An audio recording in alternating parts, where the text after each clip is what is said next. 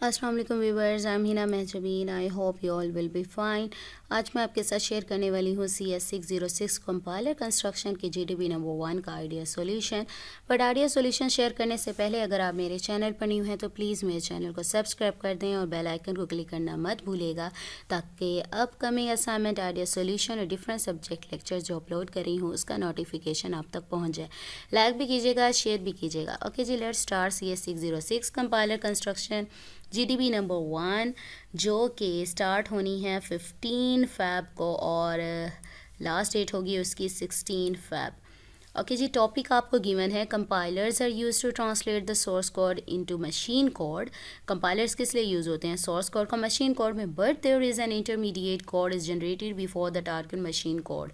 अच्छा जी, machine code में ट्रांसलेट होने से पहले एक इंटरमीडिएट कोड जो है वो जनरेट होता है। Compilers can be develop to translate directly without generating machine code. हम ऐसे भी कंपाइलर्स डिवेलप कर सकते हैं जो कि डायरेक्टली मशीन लैंग्वेज में, मतलब हमारे कोड को ट्रांसलेट कर दे, बजाय इसके कि इंटरमीडिएट कोड में जो जनरेट करते हैं। तो do you think intermediate code generation is extra and time consuming step while translating, और इट इज़ नेसेसरी और बेनिफिशियल इन सम वे? आपने अपने आर्गूमेंट्स देने हैं, बताना है कि क्या ये जो इंटरमीडिएट कोड जनरेट होता है before translating the code into machine code, तो ये क्या एक्स्ट्रा है, टाइम कंज्यूमिंग है ट्रांसलेशन में, या फिर ये नेसेसरी है, या फिर किसी तरह ये क्या है, सम वे ये बेनिफिशियल है। ठीक है, तो ये आपने आर्गूमेंट्स देने हैं, 5 मार्क्स होंगे इसके। Give your comments in favour और against it with proper reasons. आपको पता है प्रॉपर रीजंस के साथ आपने इसको प्रूव करना होता है। तो GDB की जो इंस्ट्रक्शंस है वो ज़रूर पढ़ा करें। एक तो कॉपी पेस्ट नहीं करना, कॉपी पेस्ट करेंगे तो 0 मार्क्स सबको मिलेंगे। ओके जी, और to the point, concise and precise जो भी है आपकी डिस्कशन होनी चाहिए, लॉजिकल फैक्ट्स दें और मैक्सिमम 4 to 5 लाइंस में ही इसको एक्सप्रेस करना है। मैं थोड़ा सा डेटा ज़्यादा दिखाती हूँ, क्योंकि अगर टू दी पॉइंट मैं वही 4-5 लाइंस राइट करूँगी, कोई इसको अपनी वर्डिंग में चेंज नहीं कर सकेगा, बल्कि आप लोग इंटरनेट पर भी सर्च कर सकते हैं। ठीक है, कॉपी पेस्ट अगेन बता रही हूँ, नहीं करना। A source code can be directly be translated into its target machine code, then why at all we need to translate the source code into an intermediate code? क्यों ज़रूरत पड़ती है? Which is then translated to its target code. बताएं भाई। Let us see the reasons why we need an intermediate code. हम देखते हैं reasons क्यों हमें इस इंटरमीडिएट कोड की ज़रूरत पड़ती है। If a compiler translates the source language to its target language directly without having the option for generating intermediate code, then for each new machine a full native compiler is required. देखें, जब वो अपना code generate करता है, intermediate code generate करता है जिसको compiler easily understand कर सकता है, अगर वो कोड ना जनरेट करें, आपकी जो भी लैंग्वेज डिफरेंट मशीन्स होती हैं वो अंडरस्टैंड नहीं कर सकेंगी। वो इंटरमीडिएट जो कोड है वो उस तरह का करता है कि वो मशीन अंडरस्टैंड कर लेती है। ठीक है, कंपाइलर अंडरस्टैंड कर लेता है उसे कि मैंने अच्छा इसका रिज़ल्ट बताना है। अगर ना होता तो हर नई मशीन के लिए आपको हर नया कंपाइलर उसी के टाइप का, उसी से रिलेटेड कंपाइलर चाहिए होता है जो इसको ट्रांसलेट करता।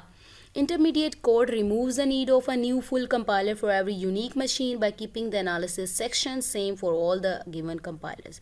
Analysis section है वो compiler के लिए सेम रखता है। अगर ना होता तो ये क्या करता है, नीड जो न्यू compiler की ज़रूरत होती है हर नई मशीन के लिए, तो इसको रिमूव करता है। The second part of compiler synthesis is change according to the target machine. target machine के तरह ही वो change हो जाता है। It becomes easier to apply the source code modification to improve code performance by applying code optimization techniques on the intermediate code, बजाय इसके कि आप डायरेक्टली जो सोर्स कोड है उस पर कोई टेक्निक्स अप्लाई करें जो कि कंपाइलर को समझ भी ना आए।